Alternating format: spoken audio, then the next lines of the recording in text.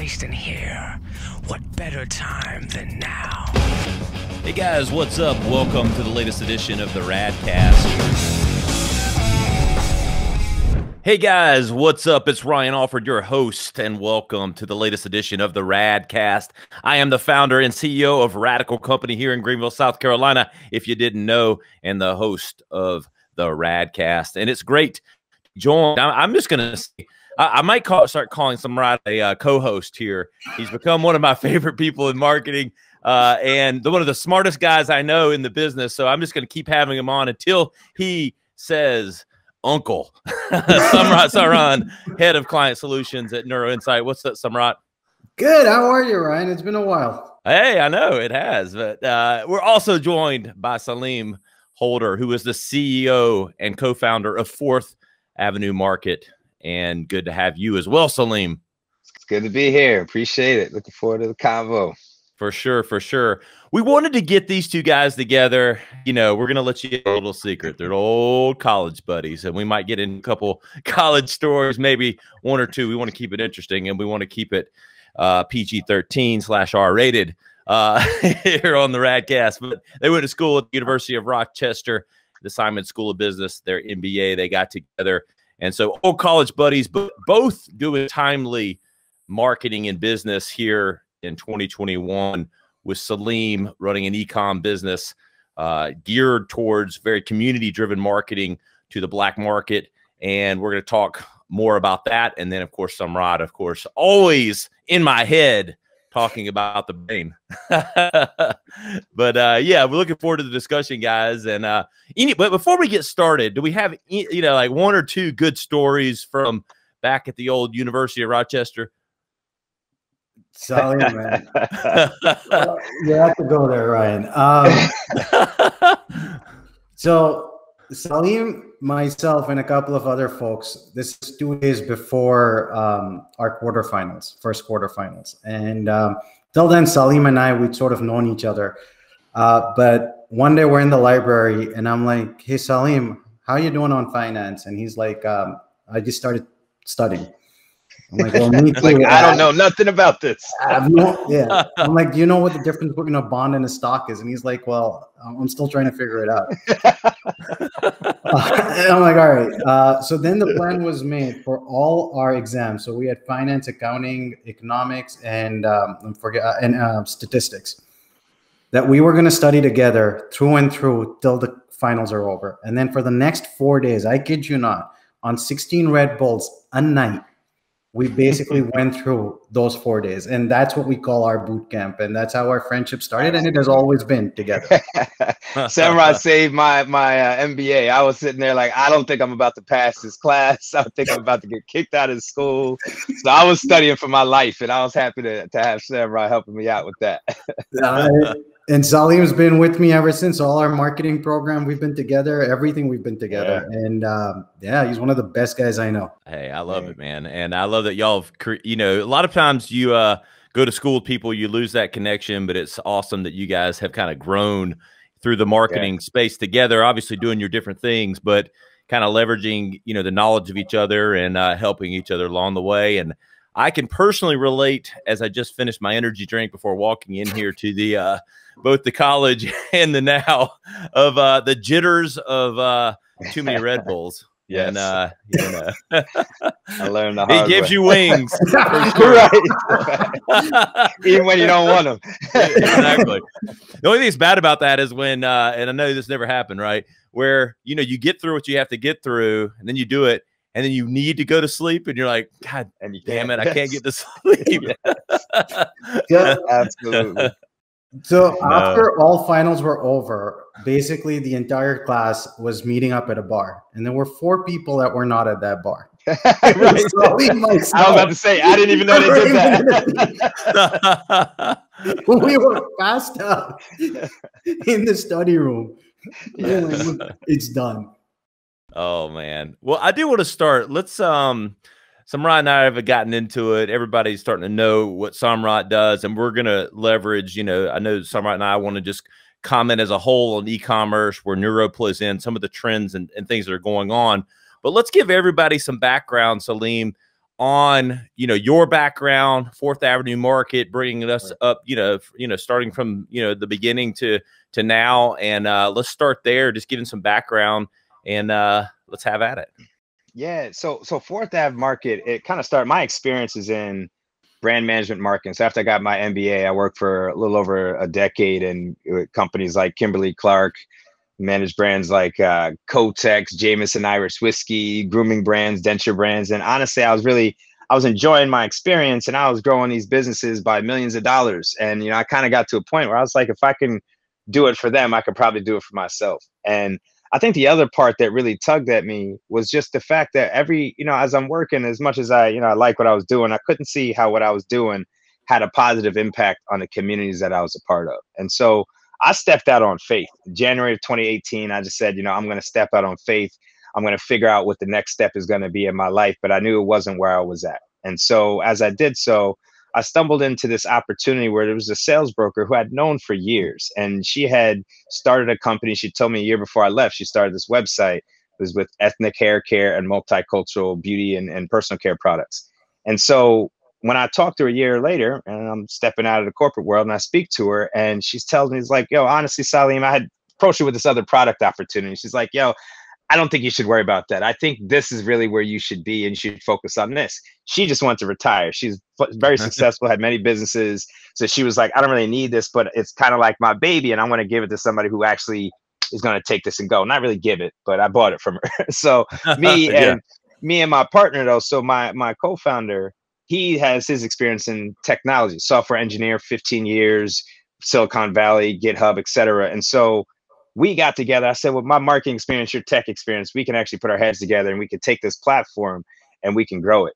And the idea, what actually happened when we bought it, what we didn't realize is as soon as we bought it, we became overnight the largest Black-owned online hair and beauty retail platform in the US, with over 7,000 products on the platform. And to be honest, what kind of started out as a focus on, wow, we can actually create greater awareness and distribution of products that are targeting this community who is so often left out of the conversation. Or as you walk into traditional retail stores and you see that little 4-foot section of the shelf called the ethnic set. But the reality is this category is a $2 billion category. And that's just the part that the Black consumers are spending is $2 billion and growing. The fastest growing part of the entire hair care category is this textured hair care category. And so I couldn't understand how you have these consumers that are going in the store struggling to find stuff for them. They can't find what they wanted. But as I talked to my partner about it, we actually realized that the opportunity and the challenge was even bigger than just thinking about the Black community and Black consumers. What we actually realized is that there was consumers that were out there, 74% of consumers, in fact, that are saying, I want my dollars to be spent with companies that are aligned with my values. So naturally for Black consumers, they're saying, well, I want to spend with companies who are investing in the Black community, who are buying from businesses across the supply chain that are also from the Black community or Black brands. But then you also have women who want to support women-owned businesses, or you have others that want to represent environmentally friendly businesses. And so I understood this idea about transparency at the point of purchase and how we can do a better job of driving that transparency, starting out with this consumer, which was, one, it was personal to me. Two, it was top of mind for the entire country right now after everything that was happening last year. And then just how fast this category was growing, it made it a ripe opportunity for us to step in and focus on this community. And then the bigger part was seeing that dollar go back around and through the community.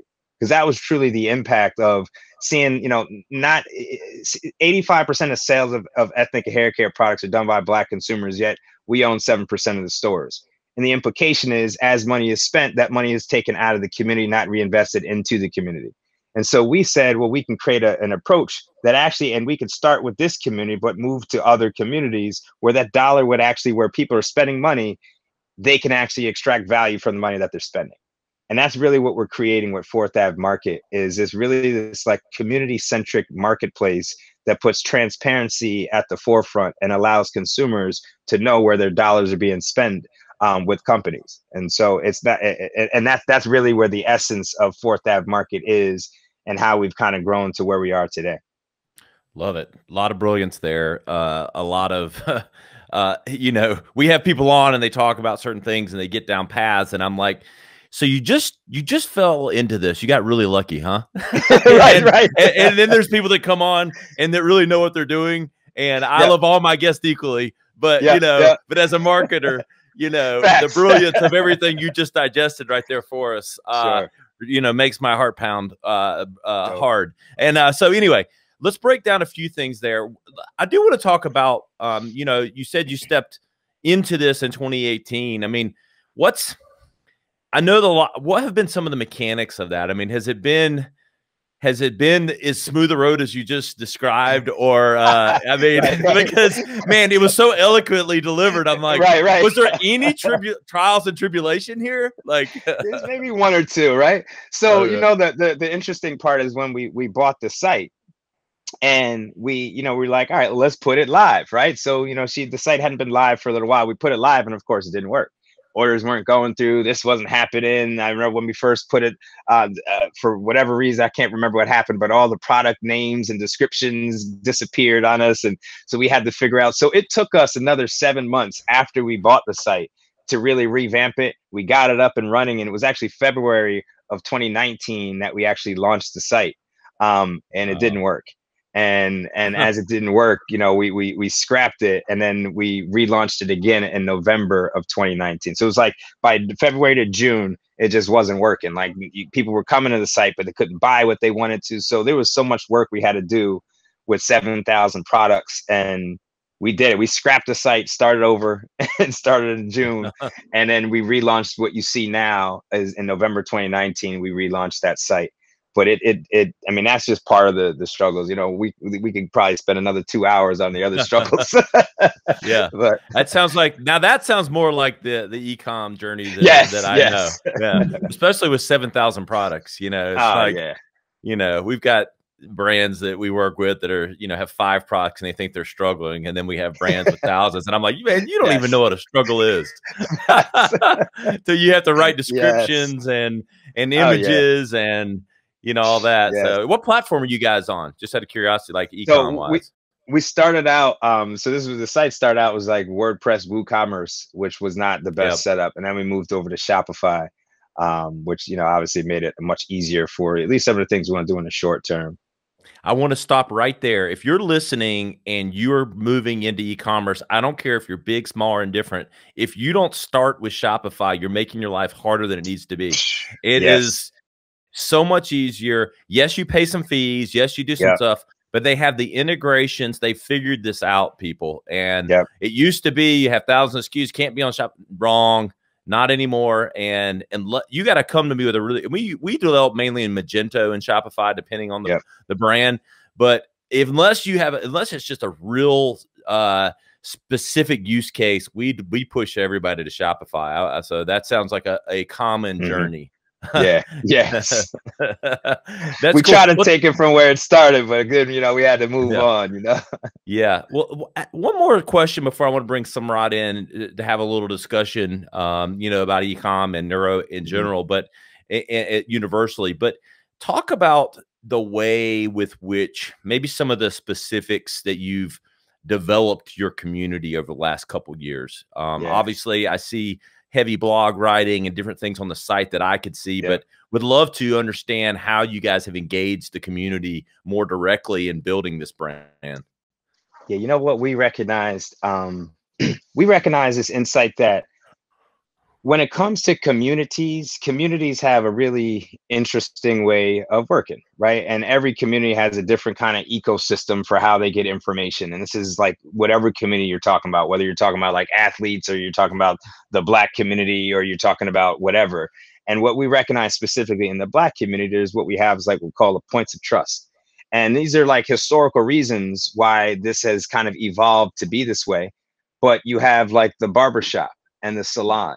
You have the church or the mosque. You also have like HBCUs or Black student unions. And you have these community organizations like Kappa Alpha Psi or Alpha Kappa Alpha or Jack and Jill, these organizations. And the reality is in the Black community, there's so much overlap with all these different organizations that reality is that you can connect with about 90% of the Black community by authentically inserting yourselves and integrating yourselves within this community ecosystem. This is how products and services are found. Because if you think about it, there's not a lot of media that is absolutely talking specifically to the Black community. In fact, I think it's less than 1% of all media dollars are actually spent in media that's specifically targeting the Black community.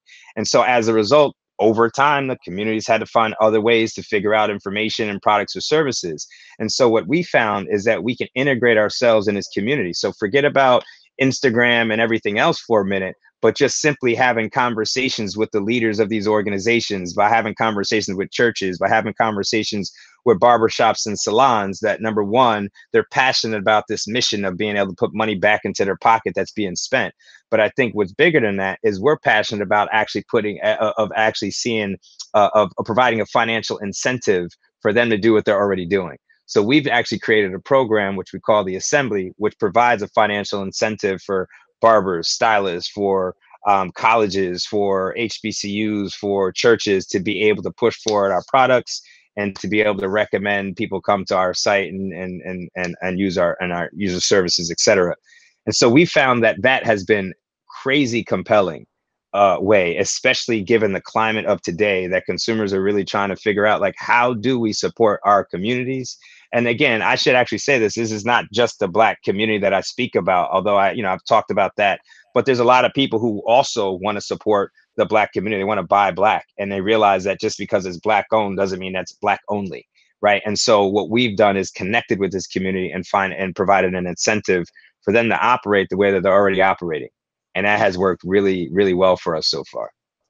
Yeah, a couple things there. I really love that at the end, not Black only, because I think there's been, no matter how much media in general, like, divides us sometimes. The news more than anything. Yeah, I think people want to be closer and more inclusive, and I think there's been a struggle, I think, for people to know how to support different communities. There hasn't been a clear and transparent way to know how to do that. Like, hey, I don't want to be part of the problem. I want to be part of the solution, but I have no fucking idea how to be part of the solution. Like, it's like, but that's exactly what we recognize is, like, most people out there are really good-hearted people that would really want to support others in the community. They don't walk around saying, I don't want to support this community, etc. But they may not, to your point, know exactly how, right? It's like, all right, so is this brand a Black-owned brand? And if I spend money, how's it going? So that's what we said, is that we are not an exclusive platform where we only have products or we only talk to the Black community. What we're saying actually is that the alternative is that we're an inclusive platform, that we actually have brands and products that anybody, we got Head and Shoulders, we got everything on there, like general products that are on there. But what we're doing is prioritizing the needs of this consumer that's been deprioritized elsewhere.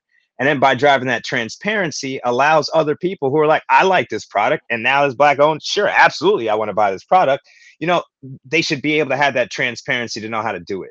So it's not about Black owned or Black specifically. It's about us kind of rising all tides together, realizing there's one that's been left behind, but all of us can actually come together and grow together. So that's really been the focus for us.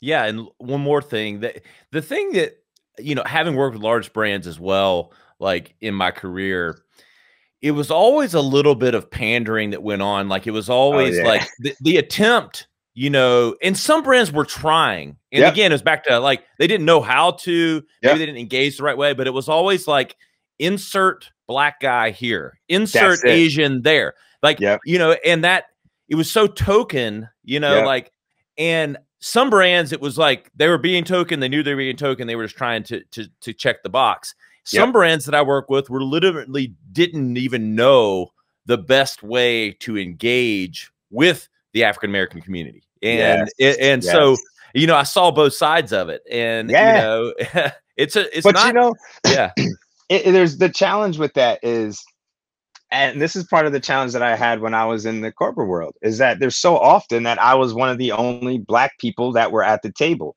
And it wasn't that it wasn't like, any racist reasons why they weren't hiring. That, might have been the case or whatever.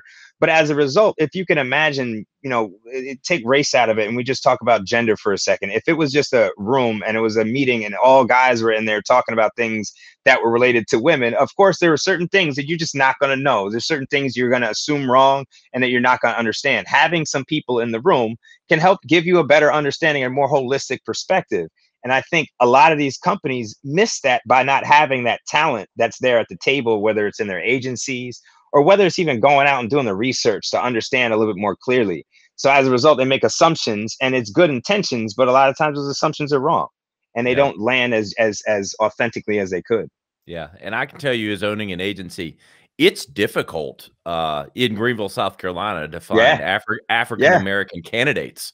Like, like I literally reached out to a couple of friends like a year ago when some of this was happening. It was forefront, and I continue to try. Yeah. And it's like, I think we've had one applicant ever. Right.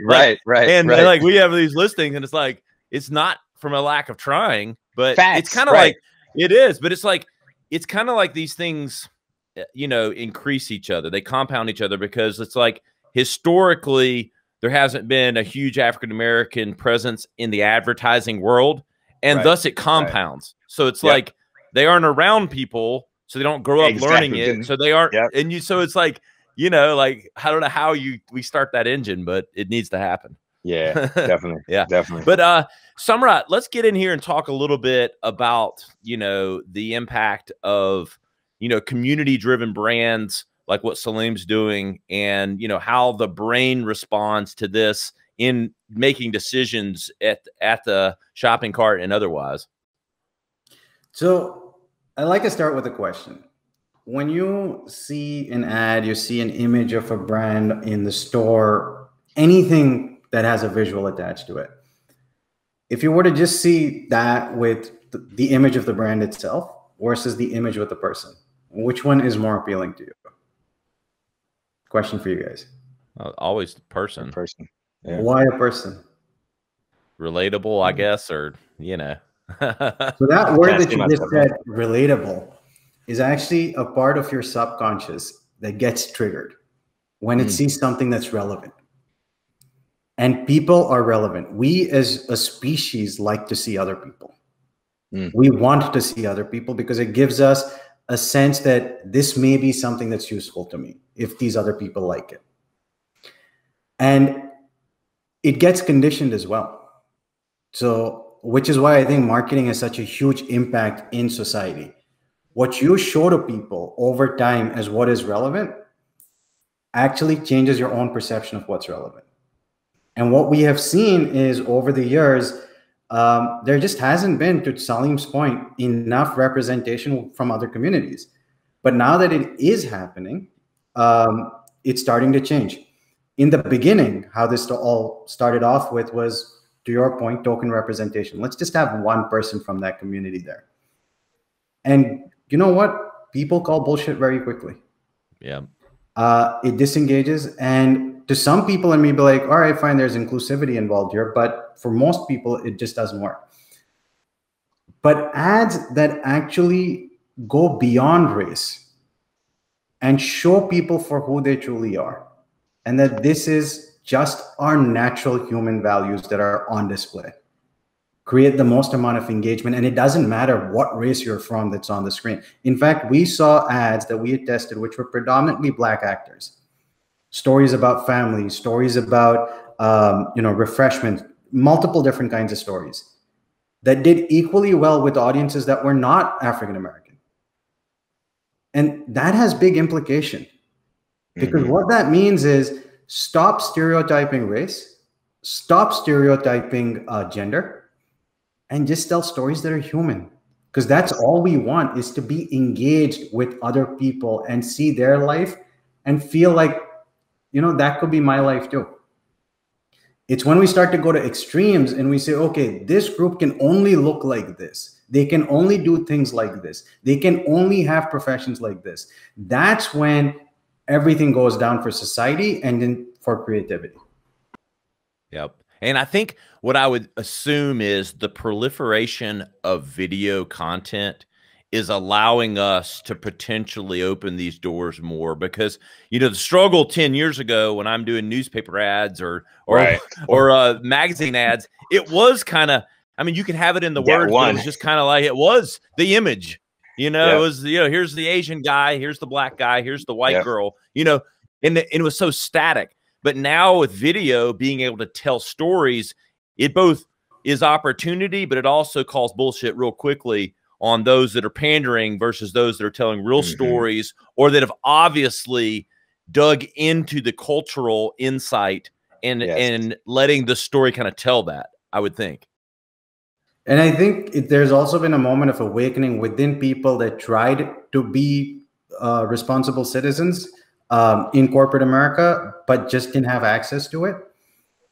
Through social media and by being able to see so many different people's stories, they've sort of come to the conclusion or come to the realization of, one, what does that culture really mean?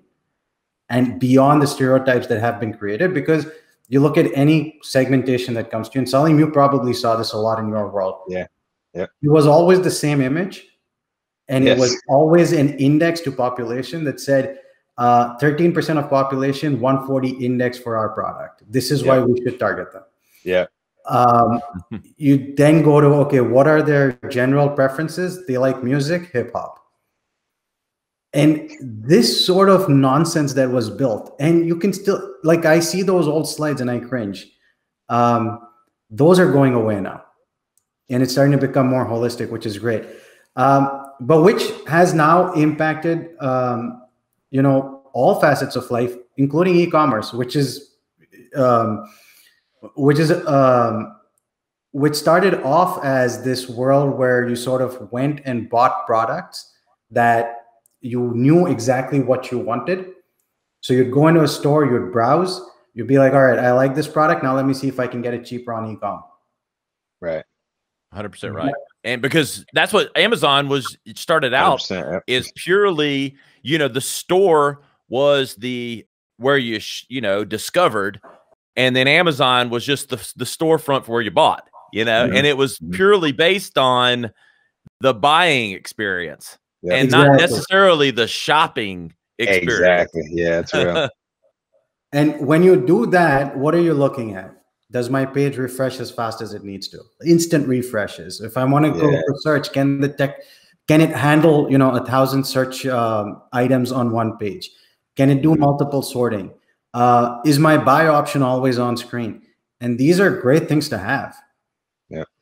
But they're meant for only one specific action to take place.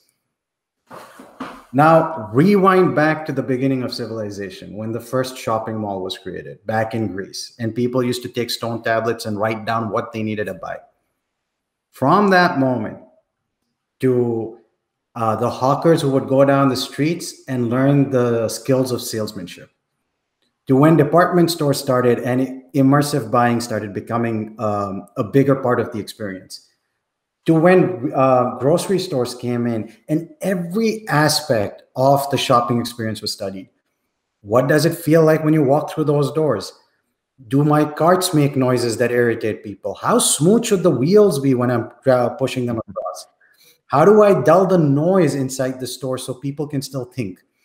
How do I avoid the sound of the chillers from going across 2 aisles? How do I make it so it's not so cold, but it should be cold enough to keep people interested in the shopping experience versus being too warm and getting people out of there? What should the sounds in the store be like?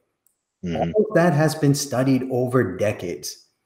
And now you have e-com that has come and solved for only one part of it. Right, right. So today, my challenge to you, both of you, do your grocery shopping online. Pick up any retailer and try to do it for about, 30, 40 items. And tell me how many Advils you needed after that. Well, I'm going to tell a little secret. We talked about this pre-episode. I don't even have to do it. My wife did it on Sunday and spent 2 hours on Walmart.com or whatever the app was. And between that and a bungled delivery, it's time we'll never get back. And this is the thing. Every part of that journey has been optimized for the buy. Yeah. And when you have ventures like what Salim's got with Fourth Ave, And when you're a small business or a medium-sized business trying to create the e-com landscape for yourself, and you need an e-com landscape, you have to think beyond the buying and really think about the full shopper journey. And it has to start with, how can I get a person to enjoy this experience rather than feel like they are here to only buy shampoo? And that's where you start to make it a story. Yeah. Everything now is so search driven, you know, like everything's driven by the search bar and not natural discovery. And I think whether it's Shopify or whether it's a retail or whoever figures that out, the discovery, the end cap of online. I mean, think about when you go to the grocery store, it's the end cap and perfectly curated for what you might need at that time. I've got the popcorn, the peanuts, and the I don't know, M&Ms, you know, all perfect on the end cap, you know, like, and Amazon's doing that a little bit, you know, with, hey, you want this, you're going to have these things. But unless you searched your way into that one thing, the discovery process is not where it needs to be. And even take it one step further. Why do you assume that I am coming here for a mission-based shop? Like, why is the search bar the first thing I see? What if you changed it completely? What if you started off with, I'm just looking? And, and you go from there. You know what's interesting about that thought is, you know, we actually have been thinking about that a lot with 4th Ave and the fact that we have over 7,000 items, and the shopper that's coming is more often than not somebody who's trying to figure out what's the right product that I use for my hair or skin anyway. So before I'm not coming in and saying I want this particular product. Sure, maybe about 40% do, but still about 60% are trying to discover. And so we're trying to do a better job of, how do you lead that discovery? How do you make that experience something that's exciting, something they want to come back to, something that's enjoyable? Because that's what you get when you go into the store. Actually, that's the alternative. What a lot of these consumers think they don't get in the store is a good quality shopping experience. So they go online, but they're just shopping online, but they don't know what's out there. So how do we help them to discover it in that way? So that's a really good point. One of the companies that I think, you know, I'm blanking on the brand, but the category you guys will know. I think they're getting at this a bit. Not that this is super exciting, but when you hit their site, you immediately get a 4-question quiz, and it's engaging and it's fun, and it's a mattress company. Now it's simple because it's mattresses, but they do sell like 40 different types of mattresses. And you answer like these 4 questions, and then you get the discovery of the 5 or 6 things that match what that is. And I'm not saying that's exciting, but at least it's directive into, you know, self-selection after I've answered some questions and things like that. So I think that helps. We actually did that same thing in the form of a hair quiz. So you come on the site, you go through, you answer 4 or 5 questions, kind of interactive. And at the end, it tells you specifically, here are the types of products that will work best for you. Out of all that we have on the site, we've mapped it based on science and ingredients that work with certain hair types. So to that same point, it's like, how do we start going down that path? It makes it enjoyable. So that was the first step for us. And here's the what you just said. There's 2 points here. One is, take the pressure off the shopper of having to do the journey themselves. So what you both suggested with the quizzes, or with you know, just trying to limit the selection so people can process. That's one really strong way of doing it. The other way is, if you go into the store, just do it yourself. And be like, I want to find something that I've never shopped in the category for. How do I do it? And when you start looking at that journey and you say, all right, my first cue was, I was looking for the category as a whole. I was looking for hair care. The second thing was, hey, I really like products that are have a certain look. They should look different. That's what I start getting attracted to. Once I get to that, then I start to look at colors, and I start to identify brands. Interesting. Once I get there, then I start to make a decision on ingredients. Then I start to make a decision on packaging. But what do? You type in any product, you say, okay, X brand shampoo, I'll get 17 different options for the 12 pack, the 3 pack, the 2 pack. Right. That's the last thing I do. Yeah. Interesting. Yeah. So true. So these are things that you can change. Here's another one. If you're buying shirts, and right now apparel is coming back in a big way.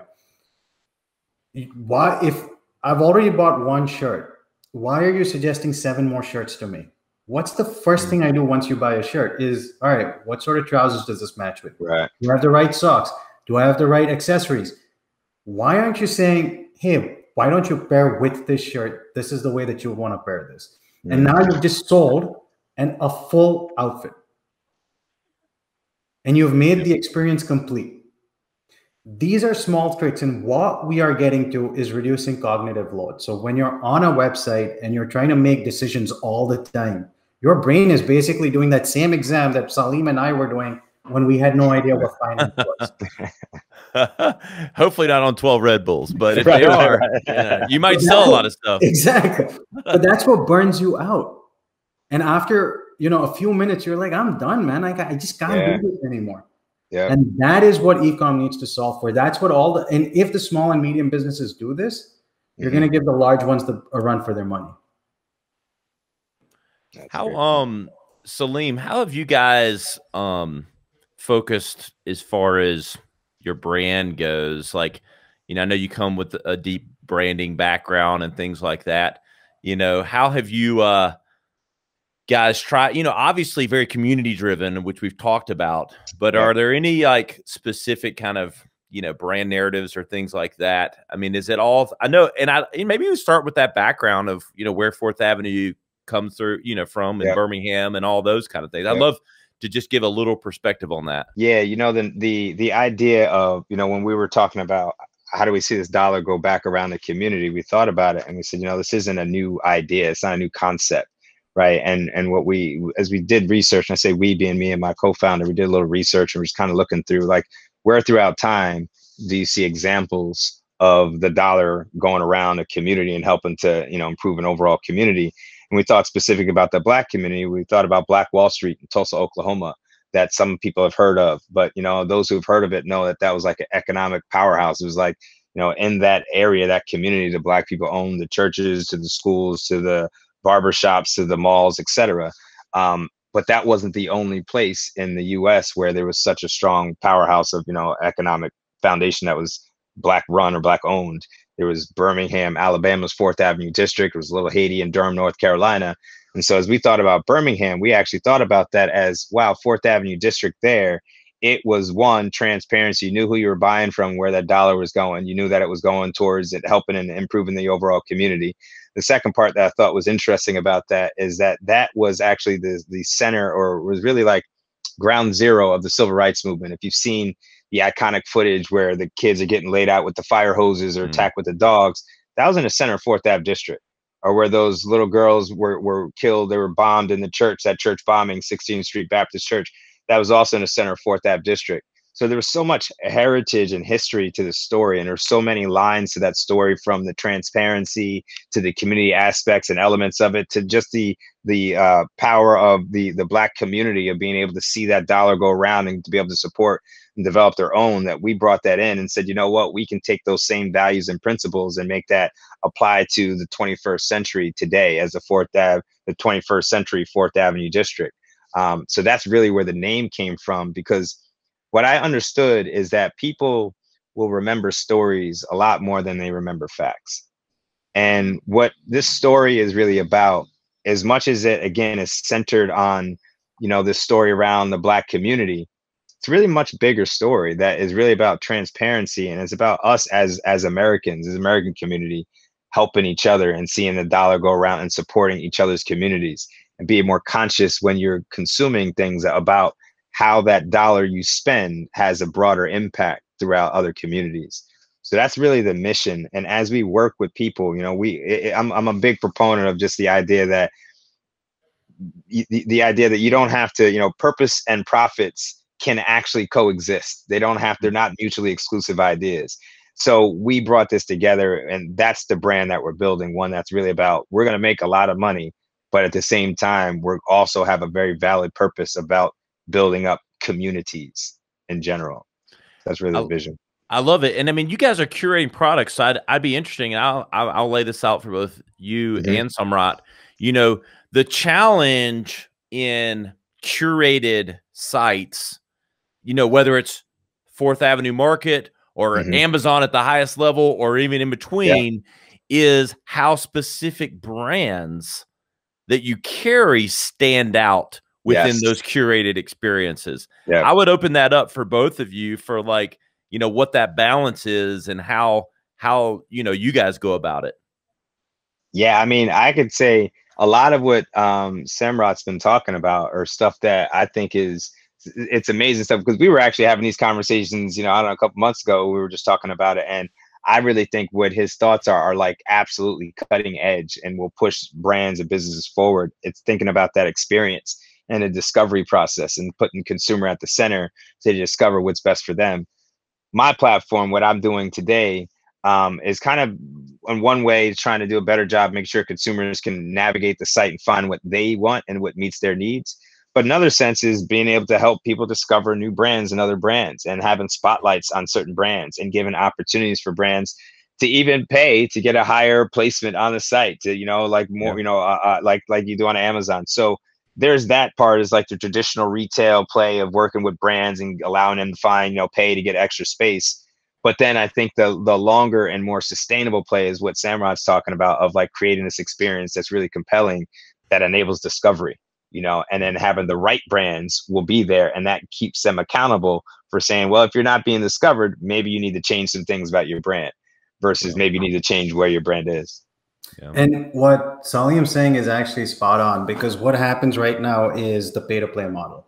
I'll pay you, give me the, you know, give me top shelf, and that's how I'll get the most sales.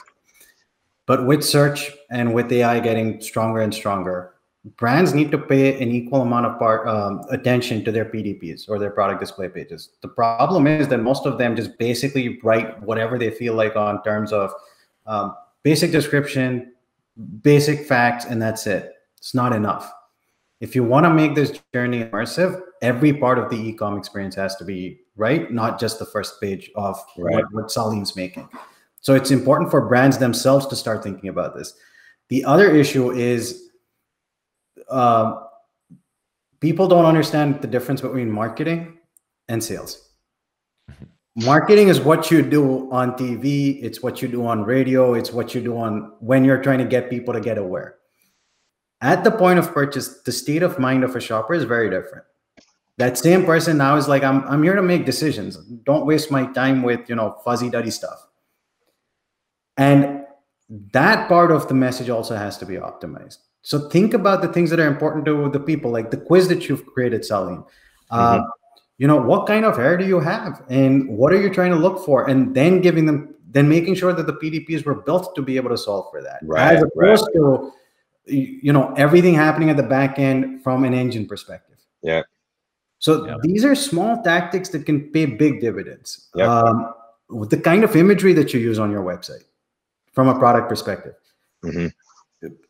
Like, you have to think about, if I were to be picking up a product in store and looking at it, those are pretty much the same exact angles I would need when I'm on a website. It's not just front back, but you think about all the things that happen in that one moment when you hold a product. You're understanding not just the basic dimensions, but weight. How big is it?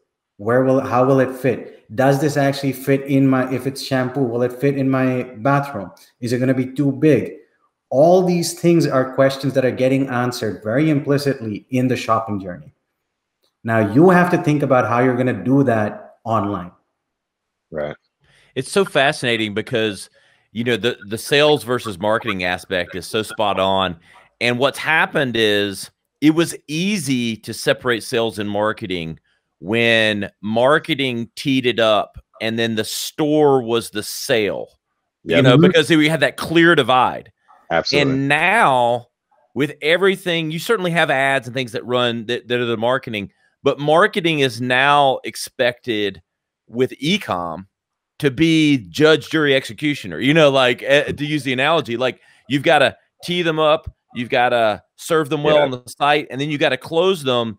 And I think there almost needs to be, you either have to be really well damn rounded as a marketer, you know, and we've had this performance marketing on, you know, like this is essentially saying, oh, it's sales and marketing. I almost think you need like this delineation of marketing still and sales optimization within the e-commerce. And certainly the bigger brands are doing that with the dollars they have, but there's a big difference between attention and driving people to the store and then optimization to get them to buy and everything that we've been talking about. Oh yeah. I mean, that was the biggest thing that we saw when we first launched. And I kind of was like, well, we're going to test for this and see, but we put a, you know, an ad out there. We got traffic. We got a lot of traffic, but nobody was buying. So we were like, all right, that was great to get people there. But then we had to go back and look through the journey. Like, what's stopping them from buying? This page is loading too slow, or they can't find this. There's no search here. They can't. And that was to your point about closing the sale, optimizing for navigation. The marketing side got them there. They're like, oh, 4th Ave is amazing. I love your mission. And they get to the site and they don't buy. So that's where we had to optimize that second part, which is so critical in lowering your cost of acquisition, making it so I can keep marketing and anyway, you know. So so yeah, it's a great point. And it is a science. So everything from, do you create engagement as soon as people get on the website, or do you create load? Does this feel like a place I want to be in, or does this feel like an exam that I'm going to have to take? Right. And then from there, how do you keep those moments of connection going? It's and it's not, to your point, it's not sales or marketing. There's this world of shopper marketing that you have to really study. And I think for e-com, that is the science that needs to be studied. Which is, how do I talk to shoppers in the moment to be able to explain all their questions out to them and get ahead of those and be able to deliver on what the product expectations are. Marketing is meant to give you an idea of a brand that this will solve your problem. Sale is the experience of how you close. But that middle ground of shopper marketing, I think that's where Ryan and Salim, you guys have got it down, is you need to focus in on those messages and really test and learn on what's working best. Yeah, I love it. Well, you know, I know we could talk all day about these topics, and I'm going to reserve the right, if you guys are open to it, for further discussion. But because it's, you know, it's right in the wheelhouse for me, and I love just learning about the entrepreneurial journey. And Salim, really appreciate you coming on. Salim, why don't you tell our audience where they can keep up with you and all things 4th Avenue Market? Yeah, so you can find us on 4th Ave Market, at 4th Ave, the number 4, THAVE Market. You can find us on Instagram and find us on Facebook there. Find me on LinkedIn. We actually just kicked off a crowdfunding campaign through WeFunder to give the community an opportunity to have ownership. So you can check us out on WeFunder, 4th Ave Market. Yeah, appreciate the opportunity to be on, man. This is a dope podcast you got here, man. This is great. Yeah.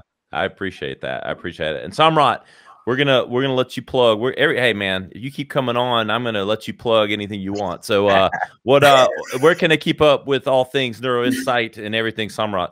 So neuro-insight.com. Come onto our website, or if you want to follow me on LinkedIn, it's Samrat Saran, SAMRATSARAN.